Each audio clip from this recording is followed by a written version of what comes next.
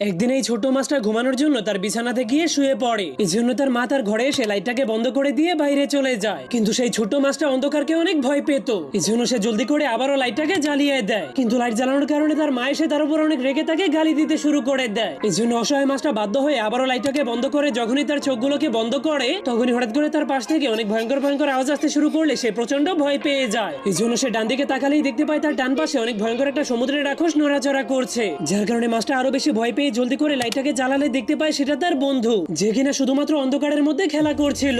যার ফলে তার ভয় চলে গেলে যখনই সে চোখ বন্ধ করে ঘুমাতে যাবে তখনই সেখানে আবারও সেই ভয়ঙ্কর ভয়ঙ্কর আওয়াজ আসতে শুরু করে দেয়। এই জন্য সে এবার প্রচন্ড ভয় পেয়ে বাম দিকে তাকালেই সে সেখানে একটা আসল মনস্টারকে দেখতে পায়, যার কারণে সেই মনস্টারের বড় বড় এবং ধারালো দাঁতগুলোকে দেখে অনেক ভয় পেয়ে চিৎকার করে ওঠে। কিন্তু তখন সেই মনস্টারটা তার মুখটাকে বারবার খুলে খুলে তাকে খাওয়ার জন্য সামনে আগাচ্ছিল, যার কারণে মাছটা অনেক ভয় পেয়ে জলদি করে তার লাইটটাকে জ্বালালেই দেখতে পায় সেটা তো তার মা। এটা দেখার পর তার ভয় চলে গেলে সে অনেক